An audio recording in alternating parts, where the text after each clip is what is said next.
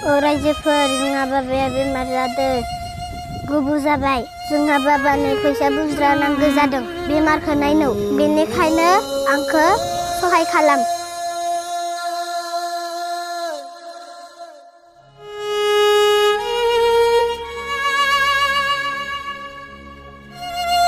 तामुलपुर थानानि सिङाव थानाय हाजारागाव भेराघाट गामिनि जुगुबर थामजिथामा गोबाव समनिफ्रायनो केन्सार बेरामजों भुगिनानै दं। जुगुबरनि उन्दै फिसा हिन्जावा बिफानि बेराम फाहामथाय होनायाव अनसुंथाइ हरनो आखाइ खबजोबै खावलायदों। जुगुबरआ बेमाराव गोलैजेननायनिफ्राय लानानै दासिम 6 बोसोरसो जालांबाय आरो आथिं फारसे थाबायनो हाया नोरजिया जाना बिसिनायावनो गोग्लैना थानो गोनां जाना दं। बेरामाव गोलैजेननाय समनिफ्रायनो फाहामथाय होनो थाखाय गोब्राब नाजादोंब्लाबो दुखुथिया नखरा थोजासे रांखावरि गैयिनि थाखाय माखासे समाव फाहामथाय होबोनो हाबोआखै। जायनि थाखाय बेरामा गोब्राब जालांदों दुखुथिया नखरनि सुबुंफ्रा बेमारखौ माब्रै मोजां फाहामथाय होनो हागोन बिनि राहाखौ नागिरदों। जुगुबरनि अनसुलि बिसि अन्जुमनि राभा बर' आरो उन्दै हिन्जावसाया बिटिआरनि गाहाय मावफुं सोद्रोमा प्रमद बर', सावस्रि बिफाननि मावफुं सोद्रोमा अरुप कुमार दे, तामुलपुर बियामनि एमएलए जलेन दैमारि, एमसिएलए बिजित गोरान नार्जारि बिथांमोनाव आखाइ खबजोबनानै मदद होफैनो खावलायदों आरो गासै गोसो अनफावरि रायजो राजाफोरखौ गाहायाव होनाय एकाउन्ट नंनि गेजेरजों जा हायो रांखावरिनि मदद होनो खावलायदों। जुगुबर account number 40377510719 IFC SBIN 00150226 mobile number 6901405824। जुगुबर मा बेमार जादों नोंहा? केन्सार बेसे गोबाव जाखो? 6-8 बोसोरसो जाबाय। गिबियाव माबायदि जाजेनदों? गिबियाव ओरैनो सायोमोन आरो बिथोराव सानानै बुदों आरो बुनानै बिदिनो माने केन्साराव गोग्लैदों आरो बेमारा। फाहामथाय लादोंना लायाखै दासो? फाहामथाय थांगासिनो दङ मेडिकेलाव दा जिएमसि केन्सार मेडिकेलाव गुवाहाटियाव। दा फैसानि थाखायनो माने उसुखुथु जागासिनो दं आरो थांनो हायाखै आरो ना। दा फैसासो नांगौ आरो फैसा नङाबाथ' जाया जेबो।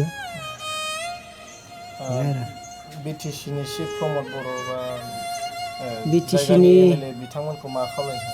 बिटिसिनि जोंनि प्रमद बर'खौ आं खावलायहरो जे मदद खालामो आंखौ जुगु बर'खौ बेमारनि थाखाय बेमार हामनो थाखाय एसे रांनि गोनांथि जादों आरो मदद हरनायखौ लुबैयो आरो। 6-7 बोसोर मान केन्सार ট্ৰিটমেণ্ট দি আছে এতিয়া ডক্টৰত চিকিৎসা হেৰি কৰি আছোঁ আৰু ক'ত কৰিছিল? Guwahati cancer hospital. ডক্টৰে কি কৈছে? এতিয়া ডক্টৰে একো মানে ৰিপৰ্টটো পালেহে ক'ব পাৰিব আৰু শৰীৰটো এতিয়া কাটিব পাৰিব না নোৱাৰিব এইটো পোৱা নাই। এতিয়া এইটোতে চাই আছোঁ কেঞ্চাৰ হস্পিটেলত। এতিয়া কাৰোবাক কিবা ক'ব লগা আছে? কিবা ক'ব লগা একো মানে নাই আৰু ৰাইজক বা চৰকাৰক কি আহ্বান জনাম? মানে আৰু কি জনাম আৰু চাই কেনে মানে অলপ সহায় কৰাটো ভাল আৰু আমিও দুখীয়া কাম কৰি খাব লাগে টকা পইচা সহায় বিচাৰ কৰিছোঁ আৰু। কেতিয়াবা কোনোবা আহিছিল নেকি?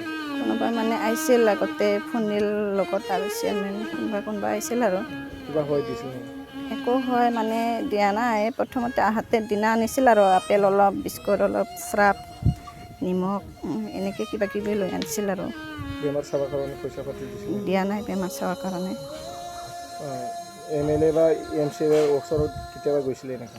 যোৱা নাই মানে সিহঁতে আলোচনা কৰিম বুলি কৈছিল আৰু এতিয়ালৈকে একো উত্তৰ দিয়া নাই। এতিয়া ৰাইজক বা চৰকাৰক কি আহ্বান জনায়?